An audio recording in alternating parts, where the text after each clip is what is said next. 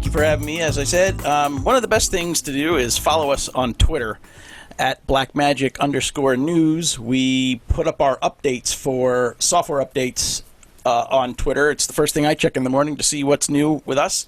This morning we had a new one for the Ursa broadcast cameras and the fiber converters for the broadcast guys. So we did an update to the software there. We've done an update recently with Resolve, as Mary mentioned. We've done updates for the ATEM Minis and the cameras, which we'll get into in a second. So ATEM Mini, the first ATEM Mini was announced at IBC this year, and then we went to we started shipping them end of November, beginning of December, and they've done very well. I've shipped as many as we possibly can. It's a little switcher that has 4 HDMI inputs. It even has 2 microphone inputs there. Those are mic or line, the little 3.5 millimeter inputs. And each of the HDMI inputs also has embedded audio. So right now my camera setup is I have a Blackmagic Pocket Cinema Camera 4K. I have my microphone plugged into it, and then it's the first input on my switcher, so you can hear me.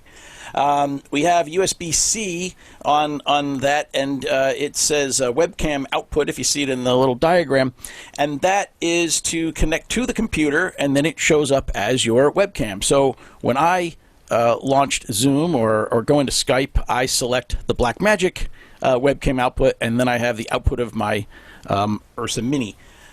So that's how you get to change inputs. And then there's Ethernet, and the Ethernet is also for control through the software. Now, if you just connect USB-C to a computer, you can use the software straight away. But if you want to use another computer, you could use the Ethernet. And if you wanted to use one of our larger ATEM panels, then you could use the Ethernet for that as well. So, as I said, then on the beginning, on the front side, there is all the controls, and you can go through all the inputs, 1 through 4, and there's also a still, so that's a media player, and we also have black and fade to black, and the transitions are there. I'll show you these in a few seconds when I go to the actual software interface. But anyway, a lot of hard buttons on the panel itself. This switcher was originally designed for people who needed to switch sources to do streaming, but didn't really know what a switcher was. So the idea being that it was real easy to get going. You just plug it in. You don't even have to worry about IP addresses because if you just hooked it up with the USB-C, it just worked, and there you go. And a lot of people asked for other features like a multi-view and that kind of thing, but if you know what a multi-view is, this might not have been the switcher you were looking for. We have other switchers for that. But it did give a lot of people an opportunity to up their game with streaming, and literally up their game, meaning that they could put themselves picture-in-picture over the output of their gaming console and stream that on Twitch and things like that, and that's what a lot of people were doing. So, and the product, as I said, did really well. It's $295. We're still selling lots of them and making them as fast as we possibly can.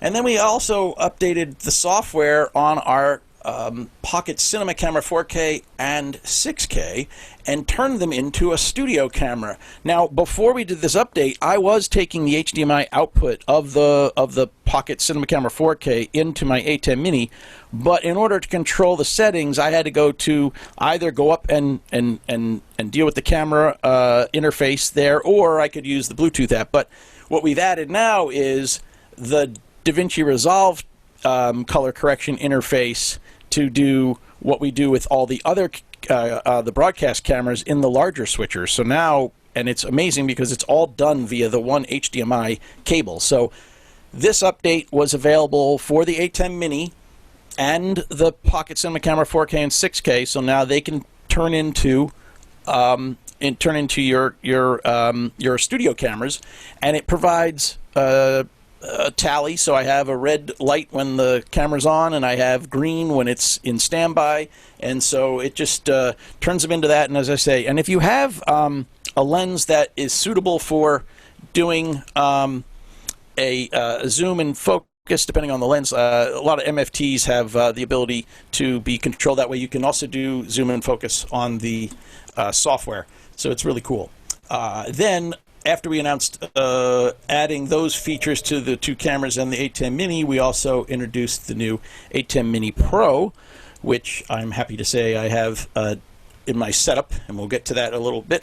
And the ATEM Mini Pro, you'll see there's some extra buttons, but basically the same. And then on the back, we have the same 4 inputs, an HDMI output, the USB out, which is labeled a little differently for a reason, and I'll get to it in a second, and the 2 mic inputs, which are mic inline.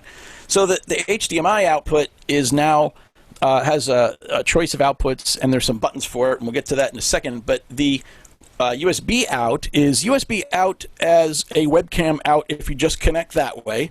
But if you have Ethernet hooked up to the computer to do the streaming that way, then that USB-C out could attach to a disk that you could then record your stream, and I'll get to that in a second. So one of the top features there is that you'll see in these buttons here, we have new buttons that say stream on and off and record and stop, and those buttons are to deal with the streaming. So there is in this in the ATEM Mini Pro, there's a built-in H.264 encoder. So the good thing about that is you have hardware doing the encoding. So your computer's not doing it and stressing out over trying to do it and dropping frames and things like that. This is a good solid encoder, and then we can deliver straight from the device that's hooked via Ethernet to your computer to share its Wi-Fi, basically, but you're able to just stream directly out of the ATEM Mini Pro. So the interface in the software shows you it, but also right on the panel you'll see whether you're streaming or not. And then next to it is a button that says record, and the record is to record off of that USB-C port that I mentioned earlier. And when you put that into record, you're recording the stream. So if you're streaming out at whatever bit rate, you're then going to record that stream in the same bit rate. And I think that's really cool too, because this way you can stream and record a copy, and you're recording exactly what you are streaming. Now, the thing that's even more impressive about this update is that you can also, when you hit that record button, you can put the cameras, the Blackmagic Pocket Cinema Camera 4K and 6Ks that you're using, you can put them into record. But when you put them into record, they record individually, each camera, locally in the media that's inside the cameras, but it records Blackmagic RAW. So now you have a high-resolution version of your cameras, so that if you wanted to recreate the live stream with the original camera footage, then you're able to put that together with Blackmagic RAW, and it'll get the time code that the ATEM Mini Pro is pumping out, so that the cameras will have that matching time code. It's really cool. And then, of course, as I said, you could also record to the USB-C output to record your stream, and we even have our new multi-dock 10G, which has USB-C, and you could use that to record to, or one of the new little USB-C hard drives.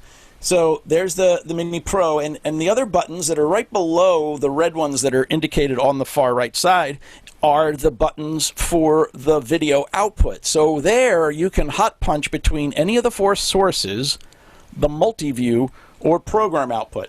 And that's really cool. And now the multi-view is actually different than any other multi-view we've had in any of the other ATEM switchers, because we have different menus on there. So right there you see program and preview, as traditionally you would, and then each of the 4 inputs are there, and then the media player shows up as MP1 there, and then next to that is which streaming service you're using, and if you're streaming and what bit rate and whatnot. And then next to that is the record menu to say, yep, I am recording, and I have so much time left on the drives, and it gives you the time that it's been recording and things like that. And then the last menu all the way over to the bottom right, as you look at the screen there, is the audio menu. So now it's just a separate, so as you can see on the multi-view, you can put the audio meters for each input if you want in the square with the video, or you can also independently turn those off, and then in the corner you would have all of your audio metering for the switcher, all the inputs as well as the two external mics, and then your program output. So you know, like for instance, if I turn off my microphone, I would see the meters going up and down, but they would be grayed out because I wasn't actually live, and my program wouldn't be doing anything. But hopefully my program is still bouncing up and down. I see it over here on my screen, so I'm sure it does. So there we go, $595 for the ATEM Mini Pro. We have started to ship them, not in the demand everybody wants, but we're trying to build them as quickly as possible. So here we are with the two little slick models here, the ATEM Mini, the original, and the new Mini Pro, that brings you some extra features like the live streaming directly from the box. You know, and the other update that we did, and this is before I take you on a tour of the software in a second, is the HyperDeck Studio Mini. We have that now in, we did an update to that where we get H.264 codec, and so this has true interlace. So we can do interlace support. We have the AAC codec, which is audio, so that way it's easy to record a file and put it right up on YouTube. And we have also increased the speed of the Ethernet transfer. A lot of people will play back a HyperDeck Studio Mini to play back images in, say, monitors on TV sets and things like monitors on set, sorry. And in order to update those, instead of having to, you know, go out there and change the disks yourself, you can actually FTP the files, and now the transfer speed is up to 110 megabits per second, which is really fast, much faster than it originally was. So that was all part of the update, another free download, and again, something to point out when when you sign up for the follow us on Twitter, you'll get those updates. So now we have a great solution for doing live broadcasting with a little ATEM Mini and a couple of these cameras, and then you could record and stream depending on which model of the ATEM Minis you're using. And as I said, follow us on Twitter. And now I'm going to take us back to me for a second. So now you can see me again. Now I'm going to share my screen so that I can share the ATEM Mini software. So whoop, there we go. So now I'm hoping you can see that. Michael, you give me a thumbs up that you're seeing me. Yep, good. Okay, so here's our software, and my phone is ringing. So hopefully that goes to voicemail soon. All right, so here we are. As you can see, I could actually stream to Twitch. I didn't really set it up, but I just wanted to show you an example of what we could do. And so what we're doing here, if I hit that button, boom, it's going to start going on air. It's going to take a few seconds to fire up, you know, and I could also record. The only problem is if I pull the plug on and put in a disc right now, I'd pull the plug on my feed, so I don't want to do that. But so I can also, you know, handle the recording from this area, and I'm going to turn it off. And those status windows in the multi-view would provide feedback for that. And now I'm going to stop sharing so that I can then switch over to my other camera. So here's a camera on my live. That's my hand. That's my live camera 2. I have a small camera pointing down at my ATEM Mini Pro. And again, this is the same spot where if I turn on I can turn on my my stream straight from there, and then I can turn it off, and it'll take a second to turn itself off. And I have all the other buttons. So this is my multi-view selection for my video output. I press those. You wouldn't see the change because you're seeing the output. But if I didn't go back to, say, me, well, there's me, and we go back to camera 2, I can also preview. So now I'm going to preview to go back to my other my output of my other laptop that's showing my presentation that I had. So I'll go back to that slide. So there we go. And now I'm going to come back to ATEM Mini, then go back to me here. And I also, as I said, I think I changed this earlier so I can change my background if I need to on the fly. Building macros, you can do a whole bunch of different things to make it a lot simpler. I even am using a HyperDeck Studio Mini to be my I'm sure I hit the right button when I do this, to play back a lower third that I created in Resolve, put on disk to play back off of the HyperDeck Studio Mini. and you can get key and fill out of there, and here we are. So a little animated graphic for that. And so again, we did announce the updates for the cameras, as well as the ATEMs and the HyperDeck. And as I said, trying to make them as fast as we can.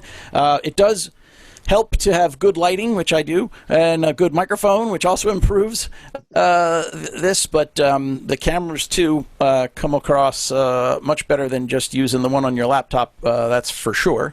So I don't know if anybody has any questions, but we can. Yeah, there is a couple of questions, and you're seeing a professional setup on that end and a very amateur setup on this end. So anyway, Robert asks, can a consumer Blu-ray player be used as a source HDMI input to the ATEM Mini?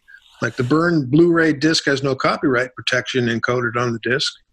Well, so if it doesn't have any HDCP, it should be able to play in there. Now, there's actually some people that wanted to get the output of their PlayStation into it. And the PlayStation initially doesn't look like it works, but there's actually a good video that some guy did. Well, unfortunately, I have to spin down about 4 minutes and 30 seconds to actually get to how you do it. But what the gist of it is in a PlayStation 4, you can go into their setup menus, change the color from RGB to YUV, because it's a TV device, it wants to see YUV, so you change it to YUV, and then there's also a way to turn off the DCHP setting on there too. So if it is an encoded signal, then it's not going to pass because we have to be compliant. But I'm told there are other ways to get those type of inputs in there. But so if you want to watch this this video, just Google it. Yeah, so there is a good. If you want to, the video is to have. I think I literally typed, "How do I get my PlayStation 4 or PS4 into an ATEM?" And this guy did a video, and it is funny because he starts off by saying it's not your ATEM, it's the settings in the PS4. All right, from Chad, he says, does it allow you to simulcast stream, such as Facebook and YouTube, at the same time? I believe that you can set up more than one. Well, no, in mine you can set up one. I don't know how you piggyback. I mean, you can do that in Zoom, but it doesn't work for me. It's like,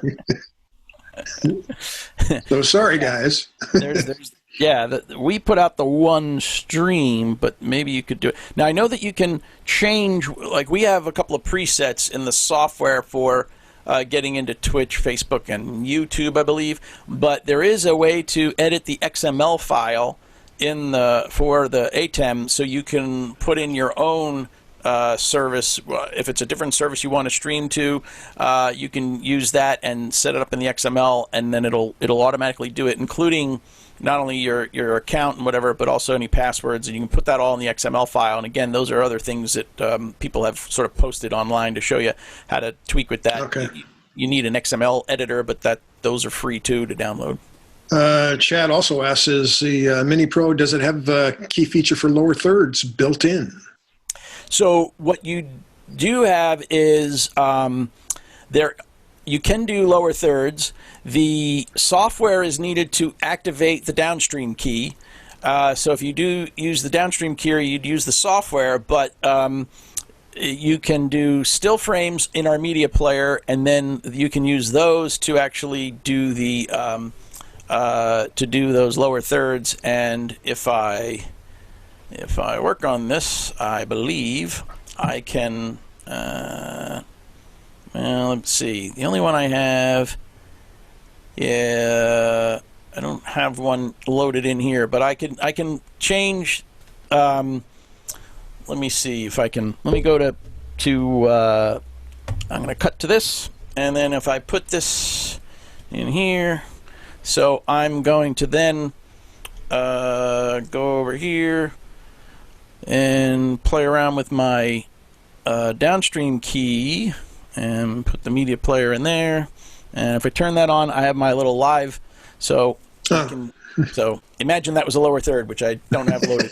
They have too many background photos, but yes. Yeah. So you can, and cool. You can put those in the media player. Okay, we have to move right along here. From Chris. Chris is asking, will the image library support video playback? No, so those are still frame only. So they're 20 slots, but you can actually. The one other trick you can do is grab a still. So if you want to grab a still frame of your output, so like right now, not that I would want to, but if I wanted to take a still frame of me on camera like this, I can hit that capture button and capture that still, and it'll throw it into a slot there. And the graphics that are created for the media player can be done from